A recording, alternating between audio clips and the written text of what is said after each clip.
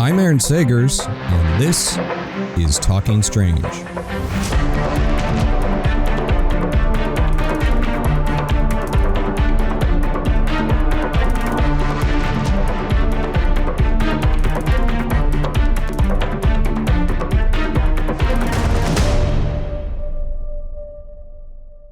Hey there, spooky nerds, and welcome to Talking Strange, the paranormal pop culture show. I'm your host, Aaron Sagers, and welcome to 2025. I'm actually recording this the first week of January 2025, although you may not be checking it out this episode in January or even in 2025 at all.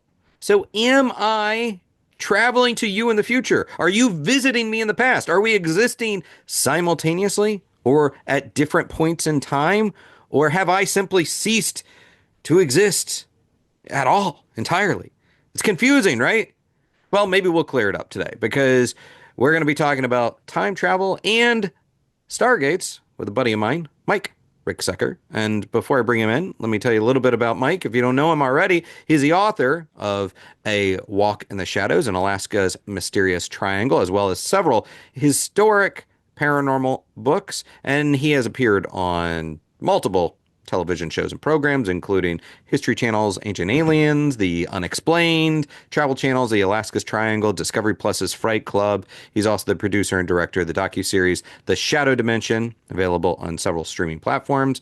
And for several years, he has hosted the Edge of the Rabbit Hole live stream show and the Connecting the Universe interactive class on his online learning platform, the Connected Universe Portal. And he is the author of the new book, Portals to the Stars, Inside Stargates, Atlantis, and Secrets of Ancient Egypt, which is available now, as well as last year's book, Travel Through Time, Inside the Fourth Dimension, Time Travel, and Stacked Time Theory. So let us get to it.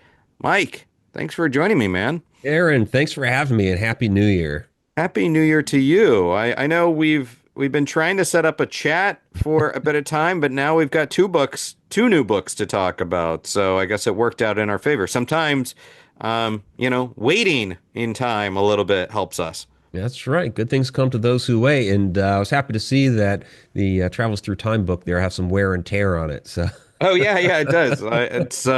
It has actually not only traveled through time with me across multiple time zones, but it's gone all over the world with me. When you first sent it to me, I was traveling quite a bit, so it was my airplane book. So nice. I want to, before we kind of pick apart these two books, how would you differentiate the topics? Because it seems like maybe they sound kind of similar. Portals to the stars versus travels through time, part of a connected universe. How are you differentiating these? Yeah, well, they're both part of the Connecting the Universe series. And a few years back, when I set out to write this series, it was all going to be one book, the Connecting the Universe. But when I was in Egypt a couple of years ago, after I had gotten done giving a presentation on, we had a Nile cruise involved, and I gave a presentation on the cruise. And we left from there, headed toward one of the sites, and it just hit me on the bus. No, Connecting the Universe isn't a single book. It's an entire series of books, and I wanted to spend some extra time on a number of these different topics. So we do the Stargates of Ancient Egypt tour every year. We have that coming up again here this November. But I thought jumping straight to Stargates was a little premature. I wanted to start with, kind of the base of everything. And that's, our nature of time, the nature of the universe, different dimensions, things like that, to really give a backbone to setting up the rest of the series. So yeah, the Travels Through Time is really like the primer for all the following books that are coming. Yeah, and you talk about that a little bit in the foreword of Travels Through Time, or the beginning of or the first chapter, I forget exactly, but you talk about sort of this mission of the connected universe. But to dial it back even further, what was sort of your defining moment into this topic? What hooked you? Was it at a young age? Was it just through research? Yeah, the idea of time and time travel has always been something that has interested me, going back to when I was a kid. And I was, yeah, we grew up on Back to the Future, but, before that, for me, it was Somewhere in Time with Christopher Reeve and Jane Seymour. And that movie just absolutely fascinated me. I mean, yeah, at its heart, it's a love story, but his concept, and the writer was Richard Matheson. Right. And his concepts for time travel was basically to will the consciousness from one point in time to another, that you could convince yourself, make yourself believe that you are actually in this other time frame. And, Reeves' character, Richard, goes through this whole process of, clearing the modern room of all the modern amenities. He buys clothes and garb from that era, gets old coins, all this stuff to basically convince himself, no, he was really back in 1912 and manages to do it. And Matheson based his work on other previous philosophical books on the nature of time and time travel. And when you actually read the novelization, which was actually originally called Bid Time Return, now they've rebranded it Somewhere in Time. He has a chapter in there where he has Richard go to a bookstore, checks out all these books or buys all these books. And one of them, Man in Time by J.B. Priestley, one of the chapters in the book is really almost like a book review of this, real book. So I had to go get that as well. So that's kind of sprinkled a bit throughout Travels Through Time. So yeah, he based that film, and it's a fictional story, but he based it on real principles of time. Yeah, and the notions of time travel are not something that just kind of that we've lucked onto in the 20th century, well, or 21st century now, but it's nothing new, right? This goes back quite a ways.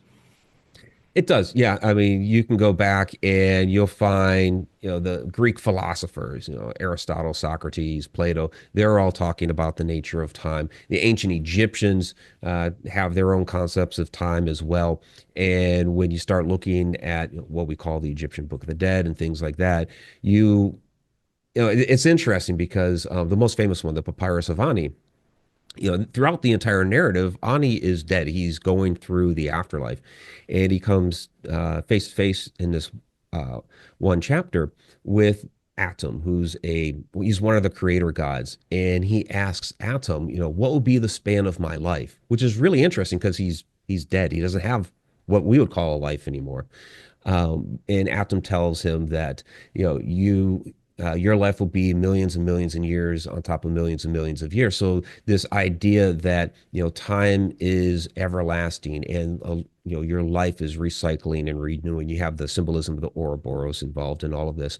So yeah, these concepts of the nature of time being ever present, all here with us, the very beginning of time to the end. We find these concepts all the way back to the ancients.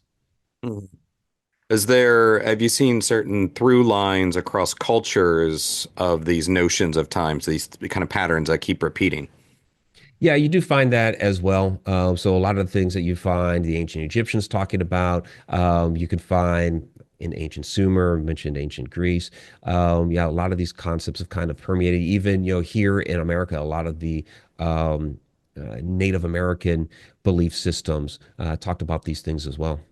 Yeah, and correct me if I'm wrong, but even like the notion of, I guess back in 2012 we were talking about the Mayan calendar and Mhm.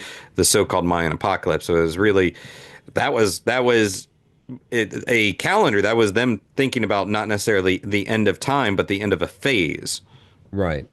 Yeah, Yeah, absolutely. Yeah, it's a end of a phase, and that's again we see that symbolism with the Ouroboros yeah. back in ancient Egypt. That was our first alchemical symbol. But the idea of this constant recycle and renewal, sure they would put it on some of their like Tutankhamun's burial shrine and things like that because they wanted the king's life to be renewed. But they believe not just uh, a person's life, but also the earth as things die, so forth, grows new life out of the ground, but then also throughout the whole universe as well.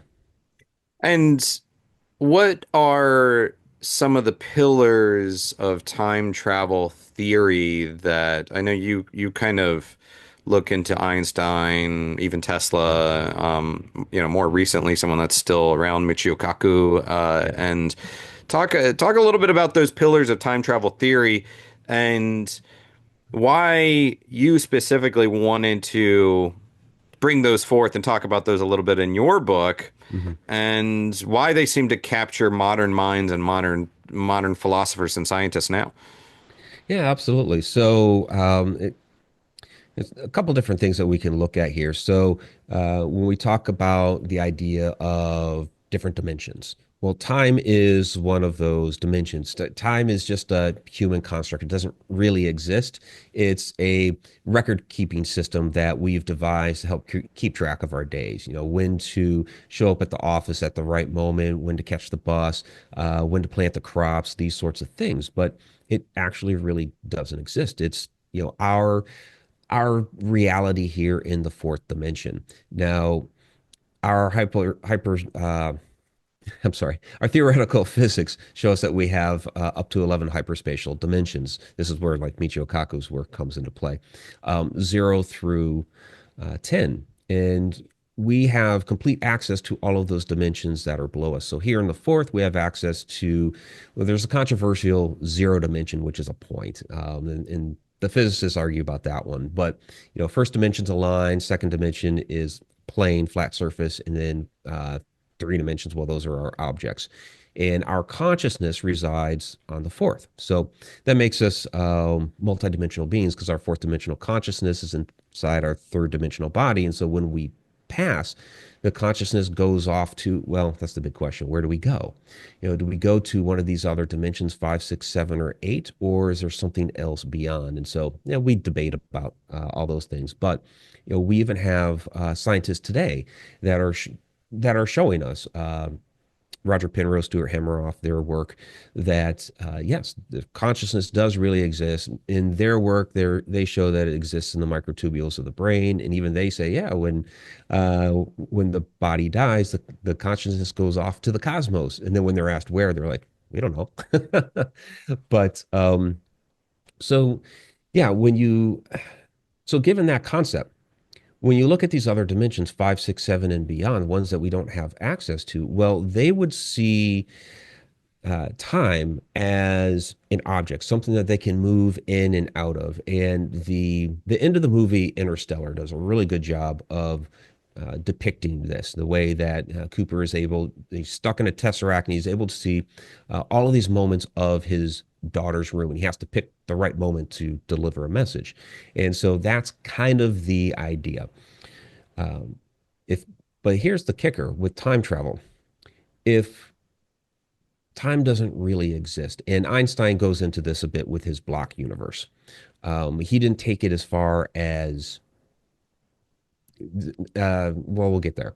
Um, if time doesn't exist, that means every moment that has happened, is happening, will happen are all there concurrently right now where you're sitting. And that's the idea of Einstein's block universe.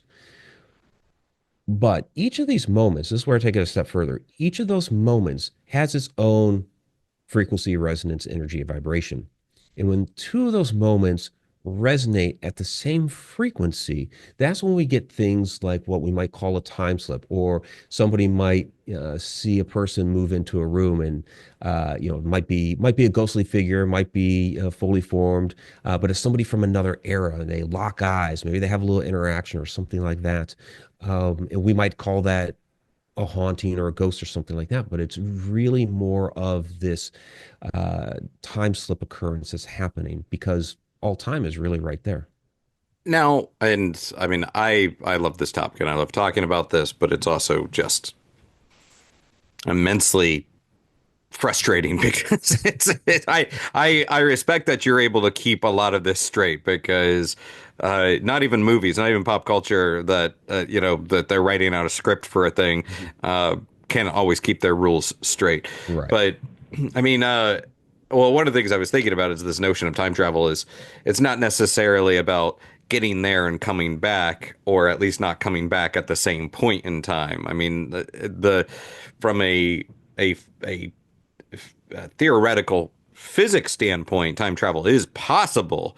I could travel at a faster than light speed theoretically to Mhm. another point, another, star or planet, but when I return, time is not at the exact moment that I left it. It's a Right. time has passed there. In fact, maybe millions of years, right?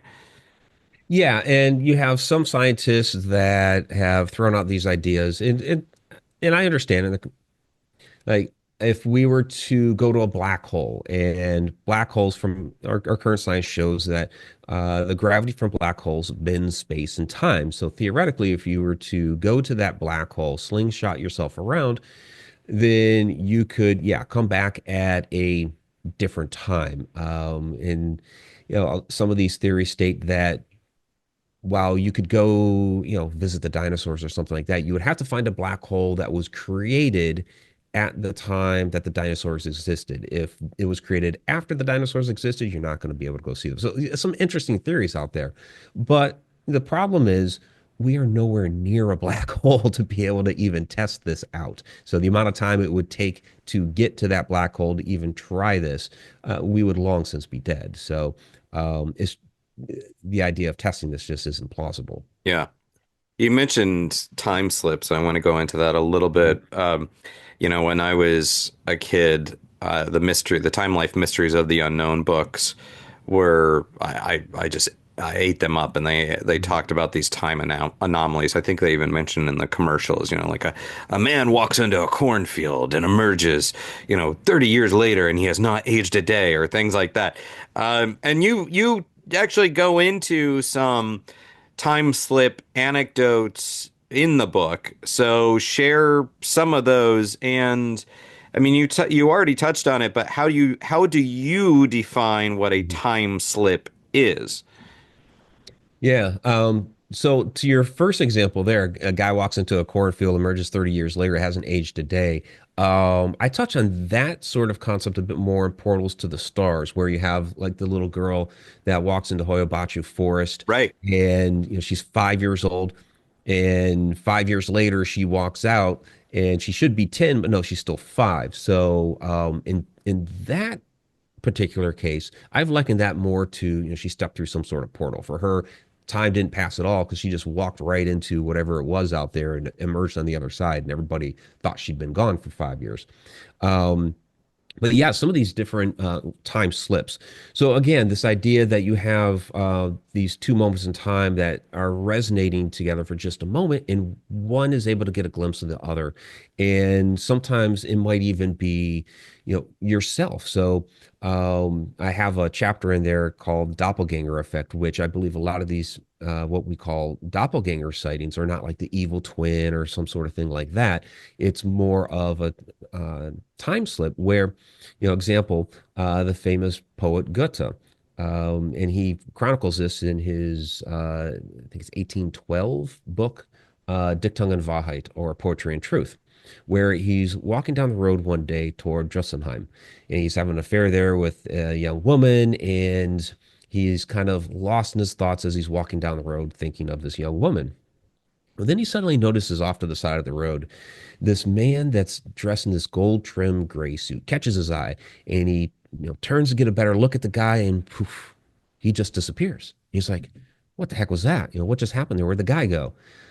Can't do anything about it, so he just continues on toward Drossenheim.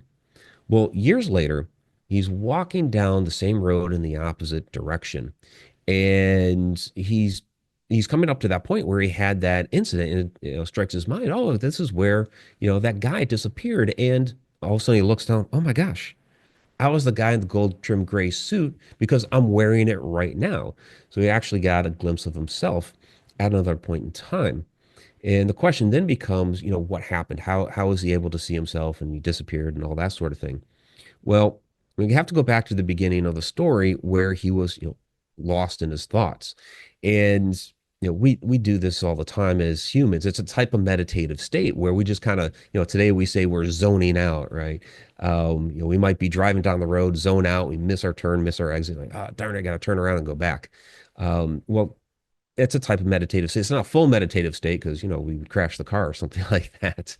Um, but it is a slightly meditative state. And so I believe what happened there as he was in this state, that he was able to tune into his own energy at that moment and got a, glimpse of himself out of the, you know, corner of his eye or whatever. And once he diverted his attention to it, he broke out of that meditative state and the image seemingly disappeared. Yeah. I Yeah. mean the a lot of the doppelganger stories going back, they were considered portents of doom, these Hmm. foreboding things. Someone's about to die if you see a doppelganger of them. But Right. in sort of the modern parlance, they're more footprints, residuals, Right. or just things seemingly overlapping. Or yeah, I mean, I love the stories where it seems like people are being quote unquote haunted by themselves, Right. or versions of themselves. So do you think? In your experiences, obviously you've been to a lot of locations that are said to be haunted. We've been to places together. Yeah. Do you tend to think that most of these so-called hauntings are more connected to a thin fabric in time or us haunting ourselves more than the quote unquote afterlife? We could be, and as paranormal investigators, our what we are experiencing, could be a paranormal investigator from the future. Some of these bigger places that Yeah. we go to, and one incident that I had years ago is a restaurant called Johnny V's in Muskogee, Oklahoma, and we were finishing up the investigation. Right at the end, I decided to do a last photo sweep of the building. A couple of guys were upstairs in the bar area, a couple of others were out in the front restaurant area, and I walked into through the main doors of the kitchen, and all of a sudden there was this shadow that just darted right by, and you heard this boom, this bang of the side door. It was just a little, flimsy metal door for waiters and waitresses to carry food through. And you heard that bang of the door, but the door didn't move, which was really odd and unusual because if you just tapped this thing, it would, swing back and forth on you. And I called out to the others, "Hey, did you guys hear that?" "Yeah, yeah, we heard that." And, they wondered what it was and all that. And I'm telling them. And then, it kind of strikes me, like, okay, these guys messing with me. Did they like maybe throw something at the door to try to spook me or something? So I actually walked outside through the door, looking around on the ground. There's nothing there. And again, if they had thrown something at the door would have swung open. So for years, I wondered, okay, what exactly was this? What did I experience? And so, in my one of my previous works, A Walk in the Shadows, I theorized that this was something from another dimension. That when I walked into the kitchen, that this being maybe it saw me as a shadow, maybe it saw me as a ghost, but whatever happened, I spooked it, and it went running out, and perhaps on its plane of existence, it blew right through that door, and that door opened wide, but I couldn't see it because I'm in my dimension. But sound works on a different wavelength, and that was able to cross the dimensional divide. But as I got deeper into my time travel research, I started thinking, well, maybe, okay, not so much another dimension, so to speak, although we are kind of playing with dimensions here, but perhaps it was another moment in time. Perhaps this was maybe an incident that happened. I'll just throw a year out there, like in 1980. And maybe, yes, it did see me as a shadow or a ghost, but, is this the reason why we were investigating that building to begin with? Because I walked into that kitchen and spooked somebody as the ghost, and now it's this haunted building. And yeah, we're investigating this location because of ourselves. I like that that's a notion that is at least talked about more now in paranormal investigations. It seems like something that's really it's caught a bit of attention, and I think the benefit of it is it kind of breaks down those, even though it's the quote unquote paranormal, people still try to apply rules to it and put it in a box. So this is one of those things that I think breaks that down a little bit more. It's like, okay, well, we don't know. Like this is just Right. strange, and we don't know. We have theories, we have ideas, but we don't know. The now in this book, you go into the notion of alien abductions and time. And I want you to talk a little bit about that. Yeah. in Travels Through Time specifically, why you decided to explore some of the abduction stories. Yeah. Well, I mean, primarily because a lot of the abduction stories, you have these different time loss scenarios, and where people, you take Travis Walton, where he thought, when he reemerged, he thought it was the same night that he disappeared, but it had been 5 days. Betty and Barney Hill, there were, several hours there that passed, and they have no idea what happened to them. And you find that a lot in these different abduction stories. So, we have to, explore what really happened to them. Was it they were, knocked out for that amount of time on the mothership or whatever? Or was it something like when, so Jacques Vallée did a lot of work back in the 60s of linking a lot of our modern UFO abduction stories with, you know, like fairy stories and other accounts of different beings from legend and lore from times past, and where these accounts are very, very similar. You look at the account of Rhys and Llewellyn out of Wales, in which, yeah, Rhys ended up inside, this essentially a fairy ring within the story, but he had thought 5 minutes had passed when it was the next day when they finally found him. And so it's eerily similar. And I think what's going on here, like especially with Reese and Llewellyn, it could have happened with Betty and Barney and Travis and these others, that when they're taken into this other realm or onto the mothership, that this really could be being pulled into another dimension somewhere, maybe that fifth, sixth, seventh dimension, or wherever they may go. And if you are in one of those dimensions, time's going to work differently while you're there because it's outside of time. So how do you try to calculate that? It becomes really, really difficult. So that's why I talked about these sorts of stories in Travels Through Time, because you have that kind of interdimensional component to it where time does work differently. Yeah.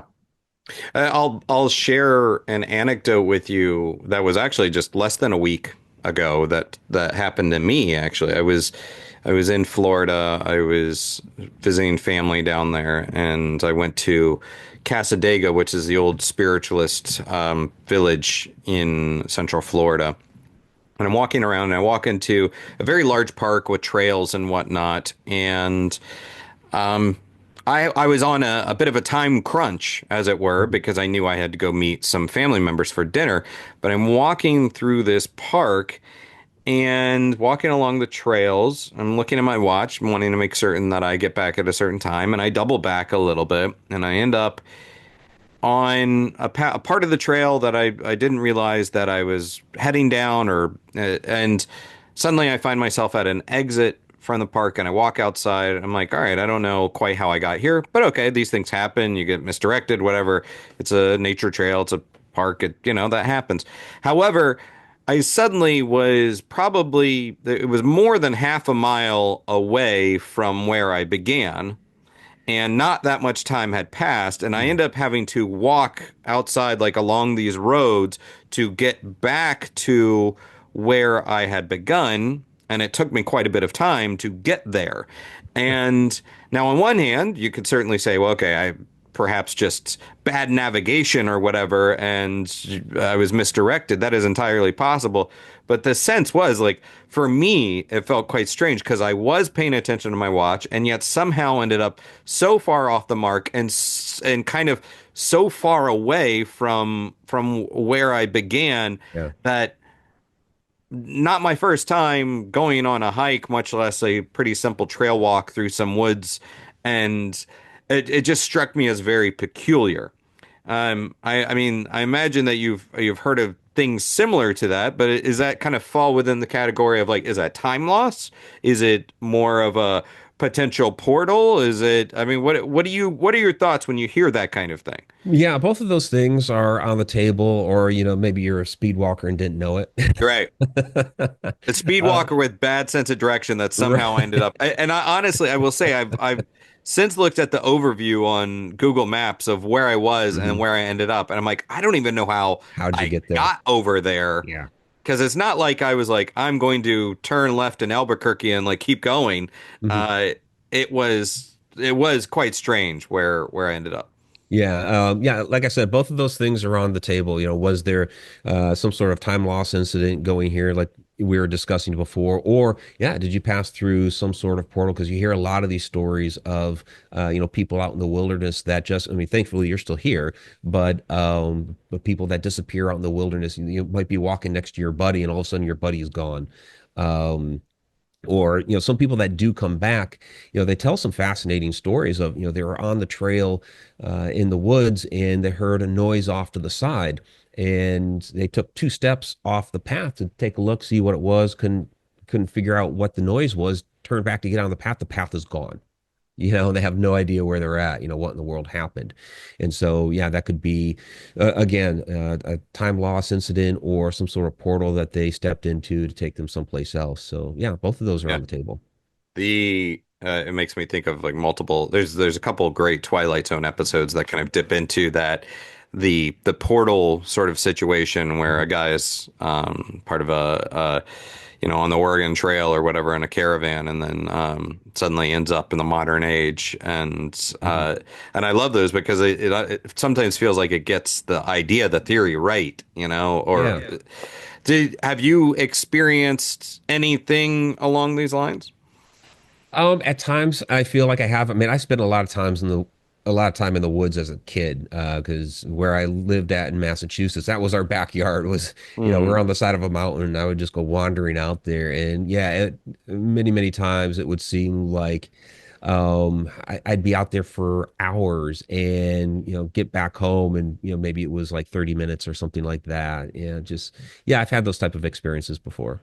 Which is also just, it could be, subjective. Like when you're on deadline, Yeah. suddenly an hour feels like minutes, as opposed to when you're, watching that proverbial pot to boil, it feels like it takes forever. The Now we've talked about sort of the time travel element, but and I mean the first chapter in the Portals book is what is a Stargate, but Portals to the Stars, what is a Stargate? Yeah, what is a Stargate? So, we've been talking a bit here about portals, and I mean, a portal isn't something that naturally occurs in our environment. And NASA's actually been doing research on these up in space. They call them X points. They're trying to stay away. They have recognized these things are portals. They're staying away from actually using that term. But basically, it's an interaction that's happening between the solar wind and the Earth's magnetic shield. And sometimes it will randomly spawn off these portals that they open in different sizes. There's no predictive model for it. They've had satellites up there for almost 10 years now studying these things, and they don't know when they're going to open. And when they do, they don't know how long they're going to stay open for, how big they're going to be, and or when they're going to close. So they just kind of observe it. And these portals, these specific ones, allow protons and electrons from the sun to enter into our atmosphere much faster. But that interaction between the solar wind and the Earth's magnetism goes all the way, yeah, from out there in space to down to our ground. So that means this can happen, really anywhere. And we've heard different stories. Of course, we talk about the wilderness, but even in the skies, like Bruce Gernon, slipping through one of these and ending up in above Miami, like half an hour quicker than he should have, and he called it like an electronic fog. So this is something that's naturally occurring. So a Stargate would be an intelligent life form that has harnessed one of these to bend to its own will and be able to make these things open when they want and to take them where they want to go, whether that is we think of Stargate, we think of the film and the television shows.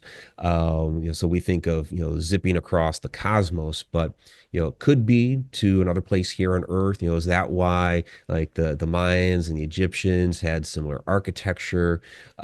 Could take us to another dimension, another point in time, altered state of consciousness. So there's a lot of different uses for these Stargates. So essentially, is there? Well, I mean, like an X point is essentially like a wormhole, right? Yeah, yeah, they've actually shown that when these X points occur, they it creates a magnetic tube. Hmm. So, which it instantly brings your mind to, a wormhole. Yeah. So then a Stargate would be more of a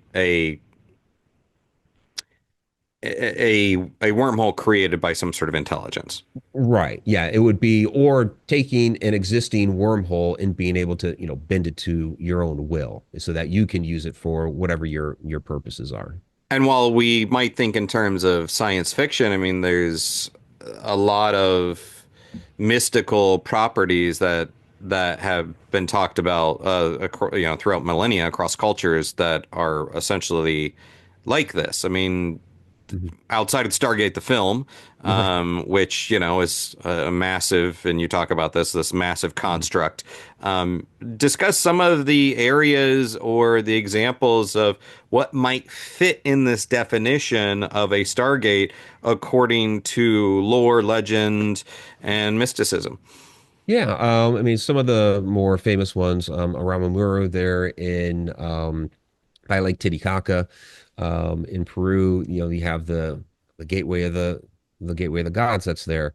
Um, and it's basically two parts. So you have the outside part, which they say is the gateway for the gods, and then the T-shaped inset into the side of the rock, which they say is for the humans. And yeah, there have been stories of beings coming in and out of this thing. One of the more famous legends is, when the conquistadors were coming into South America, that the people were fleeing across the Andes Mountains, and the last emperor actually came up to this doorway, took something out of his pocket, stuck it into the notch that's at the back of this thing, and he was able to walk through and go to we don't know where. You look at ancient Egypt, and this is part of our tour when we do the Stargates of Ancient Egypt tour, is we are going to temples that have Stargate emblazoned right there, next to these doorways, and it could be the gateway into the temple, and then you can find the Stargate rooms back there, and yeah, there are several temples that are built like this. Do you think it's a coincidence that, or how would you explain the fact that a lot of these places also coincide with UFO sightings? I'm thinking of something like, I don't know, like Sedona or whatever. Yeah, there's definitely a connection there. A lot of UFO sightings throughout the American Southwest, and you find you go to Chaco Canyon, just for an example, and you find there the petroglyphs talking about the star people using the portals to come here and give the people knowledge and this sort of thing. So yeah, we find that a lot of these locations that have these UFO sightings also have some really significant ancient history associated with them. And you dip into even the concept of Bigfoot, and there is one of there's sort of the relic hominid side of Bigfoot research, and then there's this sort of the woo factor, the woo Right. woo of maybe it's a elemental, a spirit, or maybe it's a entity passing through portals. So you dip into that.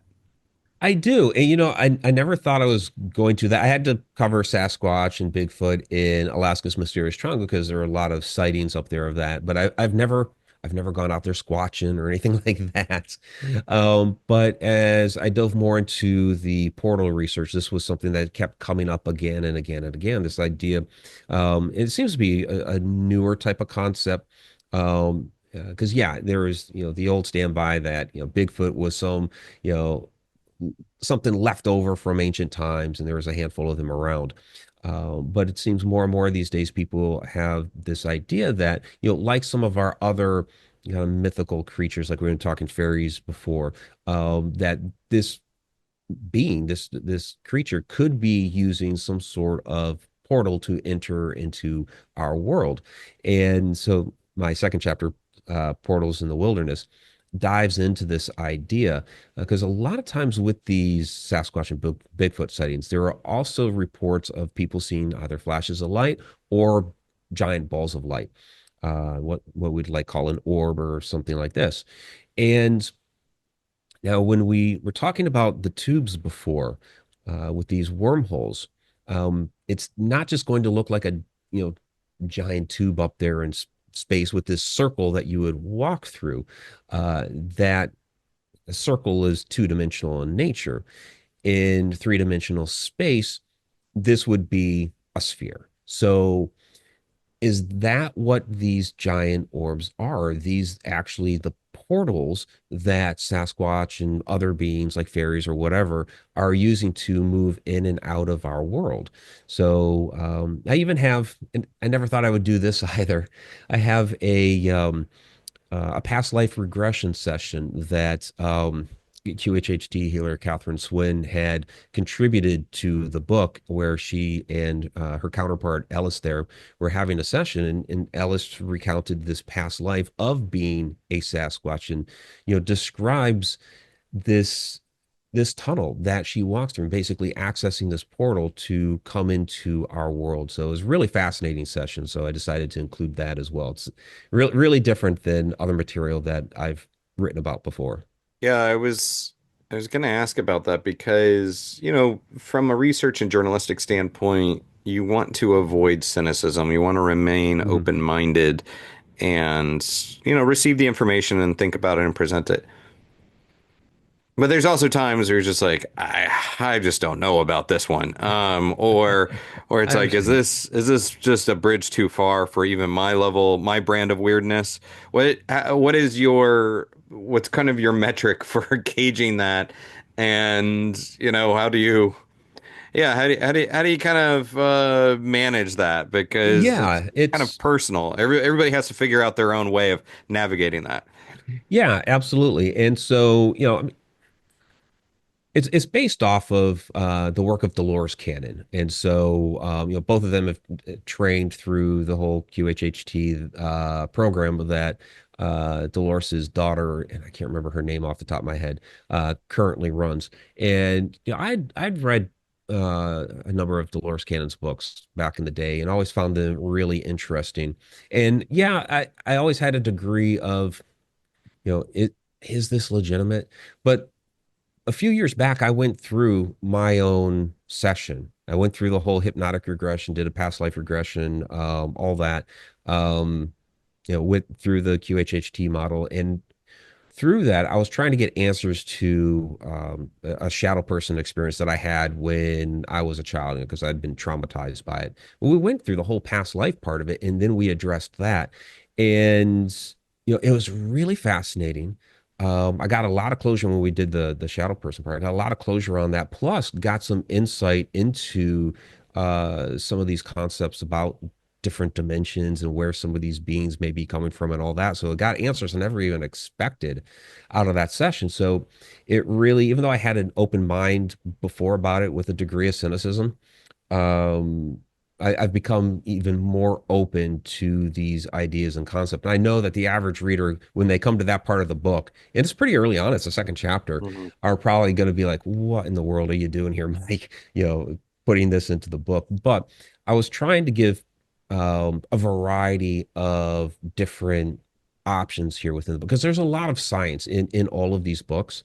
Um, but I also have a lot of anecdotal stories, and so I wanted to create, another layer. Here's another method that you can look at, and you could throw it out if you want, because I give you all the science over here too. But I thought it was compelling enough to include there. You discuss ley lines, vial Yeah. vortices, triangles, and then Atlantis. Atlantis is right there in the title and the subtitle. As you're doing this, how, there's sort of pseudoscience, and then there's a lot of subjectivity. And then maybe possible existence or validity to some of these things. Like with ley lines, you can look at ley lines and say, okay, well, maybe there's something here, and it's interesting. These things can be connected, but also you could say, well, you could draw a line between any point on the planet, and suddenly it's what, a ley line. So Well, the interesting thing about that was, yeah, You could take 2 points and draw a straight line anywhere around the globe. The interesting thing about these lines is that there are so many sites that line up. Like we're not talking two, we're talking like 20 Yeah. of these ancient sites that boom, boom, boom, all line up succinctly in this line. And yeah, some of them are going to be because we're trying to achieve the same alignment of maybe looking out to the rising sun of the on the winter solstice. But I can align my house to the rising sun and the winter solstice if I want to. So okay, so why are these all? And it has to do with the telluric current of the Earth, the magnetism that is actually within the Earth that is stronger along these lines, especially where they connect. So, this is something that our science does actually recognize, and even though like when it comes to like dowsing, a lot of people are gonna, forget that. But it's something that the ancients used to do to be able to find water. I give a fantastic story in the book of my father who doesn't believe in any of this stuff, but when he was a younger man, trying to find an old drain out in the backyard of his parents' house that they had no idea where it was at and found it using like the rods.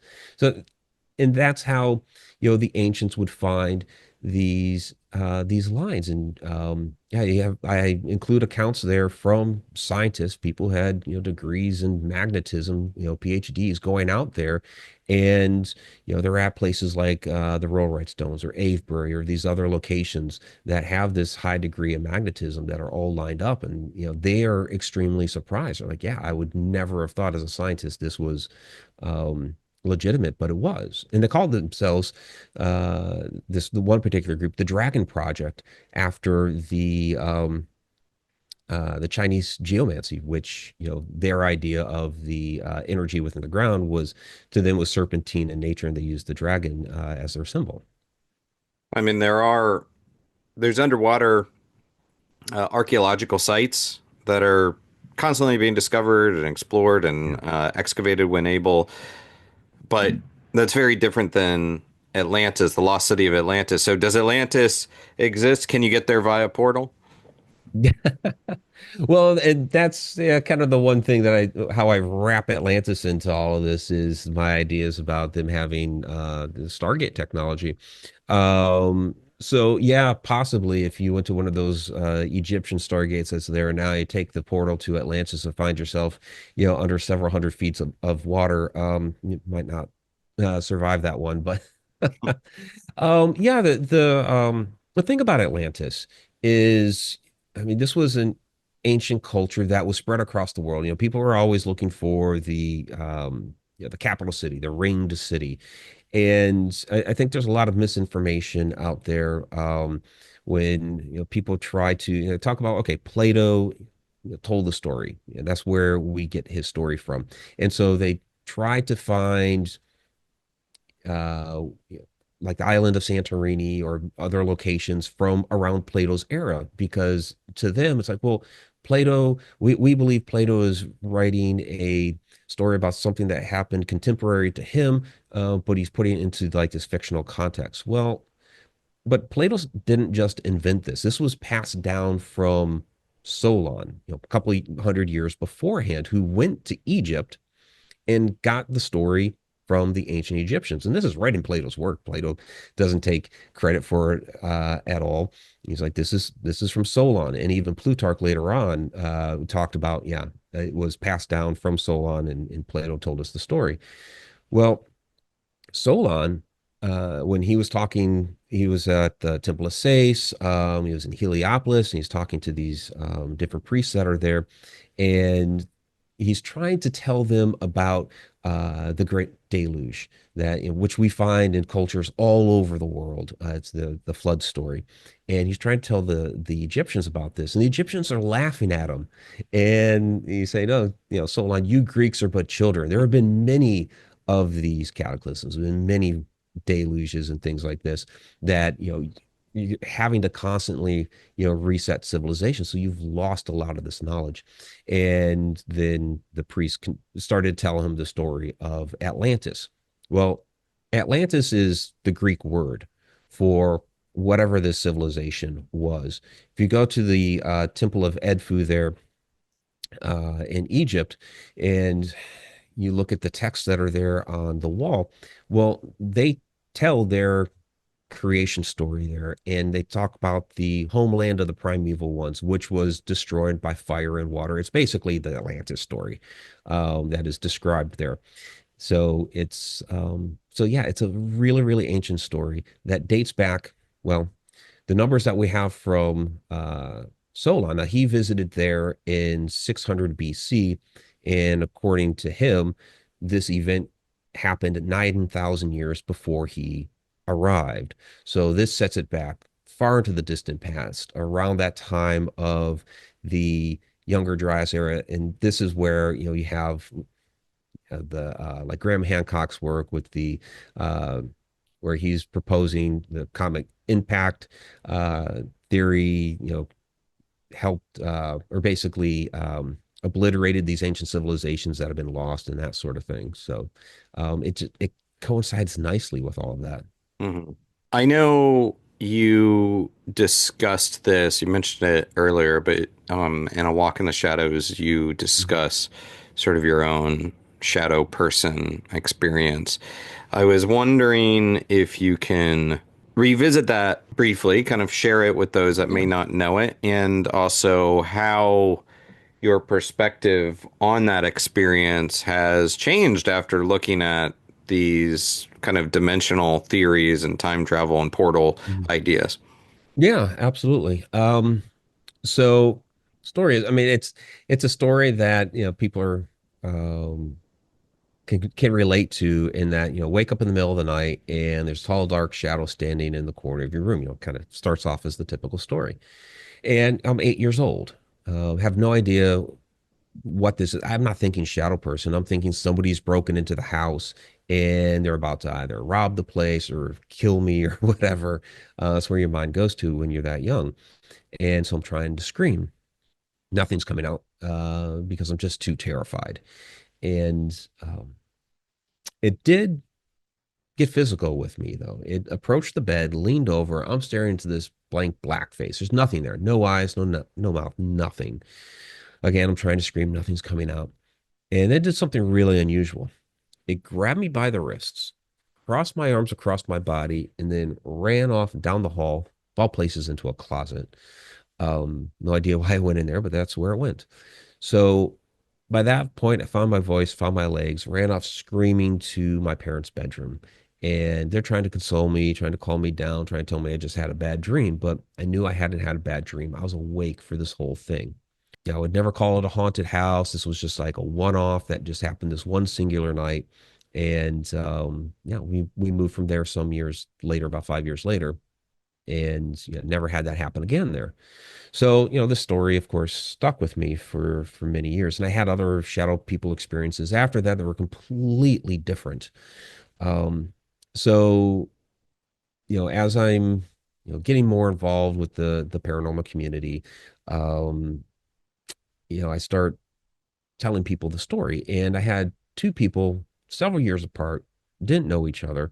One was a psychic medium, and the other I can't remember precisely, but both of them had the same idea, where perhaps whoever or whatever this was thought that I was dead and was putting me into some sort of burial pose, like the crook and flail out of ancient Egypt. And it's like, oh, that's an interesting idea. Okay. It would be honoring me, which is kind of a different kind of way to look at the whole thing. But I still wasn't happy with that answer, and so that's why it was about 4 or 5 years ago now, where I decided to go through that hypnotic regression to figure out once and for all, okay, what exactly happened. And during that session, when we went back to that point in time, the hypnotherapist, Ariana Corsino, was actually able to channel this specific being. And in my hypnosis, rather than being there on the bed like I actually took the perspective of the being, and I'm looking down on my little 8-year-old self, which was, kind of disconcerting, because I could see myself down there trying to scream and all that. But I also got to feel the emotions of this being as well. So as this being was looking down onto me, it was upset. It did not mean to frighten me. And so Ariana's asking, a variety of different questions, who it was, why it was there, that sort of thing. And basically, what we discovered was that this was a being from, it said it was from another space. And, she followed up by asking, do you mean another dimension? And its response was, well, you might call it another dimension, but really it's another space, which kind of tells us that, we might have an idea about dimensions, but it's different than the way we really, understand it, or we understand it differently than the way it really is. And then, what it was doing there and that sort of thing. So essentially, it was there as part of essentially like a research team to study humanity, and it was assigned to the bedroom of a human child to basically study and research. Didn't realize that it could be seen, and when I started reacting and realized, oh, this child can actually see me, and I'm scaring the child. Uh, when it came over to me, it was actually trying to give me like a little bit of a self hug. And I could see from that perspective, like a pat on my wrist, which I didn't see when I was a child. And then it ran off to get out of there. So it was a really, really different perspective from the way I understood it when I was 8 years old. Did that satisfy you? I was pretty satisfied with it. Yeah. Of course, there's a lot more questions that come out of it, especially like where it was from, and, why it was decided it needed to study humanity. How did they discover humanity was here? So if it was like a different dimension for sure is what I'm getting out of it. But um, does that mean a different dimension here on Earth or somewhere else across the cosmos? So did it travel interdimensionally from another planet? So is it like also an extraterrestrial? That part, yeah, I still have some questions there. It's that I need answers for, but for the most part, I'm pretty satisfied with I it. mean, what about the fact that at that time, at any given time, there's probably, a million, I don't know, 8-year-old boys around the world, or even in the Yeah. United States, or in, Why to pick me? New England. Why you? Yeah, why me? And that's a good question too. What was so special about me, or was, and maybe I wasn't so special. Maybe they, were, picking a different child every night, which is why I never saw it again. Yeah, The other thing I was thinking about is that we have so many stories about things emerging from closets, and other repeated patterns, hmm or repeated locations, under the bed or whatever. But closets pop up a lot. So why? I mean, is there maybe something to the fact that, like, we can collectively create these portal spaces, it's almost like we've assigned significance to something like a closet, and it becomes we effectively charge it. Yeah. Again, I have no idea why it ran into the closet. So when I first saw it was in the corner of the room, it was outside like my bedroom closet. Although I know a lot of people will see things in their closet. So yeah, it was there outside but then it ran into the hall closet. So I don't know if that was, was that where they put their portal? I have no idea. Yeah. Before I let you go, I'm curious about, because you're a bit of a pop culture nerd as well. I know you're a big Star Wars fan, Yeah, look at my and Star Wars mug right here. there you go. Yeah. Um, what what has pop culture told us about time travel and stargates slash portals that you think actually is kind of close to the notions that you might have, or the notions Yeah. that are out there, versus, theoretically, of course, versus what's just kind of wildly inaccurate? Like, yeah, let's go first with, like, what kind of hews close to the ideas that you're like, I don't Yeah. know, I think maybe they tapped into something interesting here. Well, the wonderful thing about pop culture and science fiction is that it allows us to play with these ideas and get us thinking. So, I always appreciate the work when there's a new time travel movie or time travel story or something like that out there because it gets us thinking. Like I said earlier, I think Interstellar did a really, really great job of depicting, Cooper in the Tesseract and trying to, choose that right moment. So, I thought fairly accurately showing us what it would be like being outside of time. That was really wonderful. Somewhere in Time, which I also mentioned before, with this idea of being able to synchronize yourself, to be able to will yourself to another point in time, I think is going to be more of what a true time travel moment will be like. I don't think it's going to be, yeah, as fun as Back to the Future is with the DeLorean and flux capacitor. I don't think it's going to be that. And, even some of these other, uh, time travel movies that use a machine, of course, you have the time machine, or like Looper or something like that. I don't think it's going to be a machine like that. But if we use technology, we involve technology in it somehow. And I just finished off writing an addendum that kind of goes down this road a little bit. If we use some sort of technology, I think it will be something that we can use to augment ourselves. The human body is the machine, but we could augment it to, if we're tuning into these different frequencies and these different moments, that the technology might be able to sustain that frequency because everything's always fluctuating in and out, which is why we get a time slip rather than spending a whole day or a couple of days in that moment. We just see it for a little bit and then it's gone. So I think technology could help us kind of to harness it and stay within that moment for longer. Are you trying? I've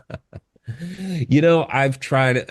I think it comes down to meditation, getting yourself into that meditative state. I've come close to doing something similar years and years ago. My mind is so cluttered these days, and I've got so much going on. It's hard to keep that concentration. Yeah. Um, but I'm not personally developing that technology. I'm developing. I have a because I've written some fiction in the past. I'm re-exploring some of my fiction where I'm going to be utilizing some of those elements. Yeah. Do you, when it's your consciousness, in theory, or maybe even just from a fun pop culture kind of question, when it's your consciousness traveling back in time or willing yourself in a time, do you still run the risk of throwing off the unfolding of time? The pitfalls. Yeah, again, all time is here. It's all concurrent. So if we go back like that, we have the ability to change something, which then has those ripple effects across time. And that's, where I believe things like the Mandela effect come into play. And I'm not saying when you look top 50 occurrences of the Mandela effect, 90% of it's like branding, right? Yeah. Uh, Fruit Loops or Fruit of the Loom and stuff like that. And nobody's going back to change branding. That's just too trivial. But I think when some of these changes do occur, it can have that ripple effect that maybe affects the life of maybe the person who created that branding. So they have a little bit of a different inspiration and create something a little different. Yeah. Well, I could talk to you about a lot more of this because I find this all very fascinating, but I'm going to let you go. But before I let you go, Yeah. a non-time travel, non-portal. Well, it might involve some time travel. Who knows? But you live in Cleveland. You're in a Superman city. I Yes. know we've talked about this before, and we have the new movie. It's coming out, which filmed there. Yep. So, what'd you think about the trailer? What do you think about Superman City kind of getting its due, Yes. et cetera, et cetera? No, I'm really happy for the city of Cleveland. And we've had a few films in the area. Christmas Story, one of the Captain America movies. But this, where yes, Superman was created here in the Cleveland area. So for Cleveland to get that recognition of being the city that was filmed for Super, that's just wonderful. So I'm really excited. To me, almost regardless of how the movie does, how successful it is, if is it a good story this time? I think regardless of that, I'm proud for the city. I'm happy for the city. So I'll definitely go see it. Yeah. Yeah. No, I thought it looked great, and yeah, Siegel and Yeah. Schuster being Yeah. It looks Ohio great. boys. Yeah. I'm very excited to see the city represented, and who knows? I mean, in the Christopher Reeve. I mean, I guess that's I don't know. I don't know how many times in his career he time traveled, but he reverses the rotation of He the did Earth. that in the first movie. Yeah. Yeah. And I think that's kind of big challenge well, there's two big challenges for Superman films. One, there's always, it's like Christopher Reeve set the gold standard for Superman. At least the first two films, and think what you want of the others. But he kind of set that gold standard there. But also, Superman is just he's like the perfect guy, right? So these days we appreciate more like flawed characters that maybe have a little bit of a darker side, and because it humanizes them a little bit more, we can relate a little bit more, which I thought was great with the second Superman movie, where he lost his power, so he did become a human for a while. I think that really helped to sell the second film. So I think that's become a challenge for people who try to write Superman. It's like, oh, how do we make this guy flawed at all? How do people relate to him? So that's a challenge. Yeah. But how can people support you, keep up with what you're doing? Yeah. Well, my website is mikericksecker.com. Come join me at any of the events I have coming up. You can find my full event schedule there. First one coming up is Conscious Life Expo. I have an exclusive Portals to the Stars event coming up in Rahway, New Jersey on April 5th. So that's an entire afternoon. We're going to get into a lot of these different topics and everything. So I have several presentations during that afternoon. And of course, I have my tours as well, Stargates of Ancient Egypt, coming up here again in November. Very cool. Well, my guest is my buddy Mike Ricksecker, author, adventurer, researcher. His latest books are Portals to the Stars and Travels Through Time. Both are available now. This has been Talking Strange, and I'm Aaron Sagers. Until next time, be kind, stay spooky, and keep it weird.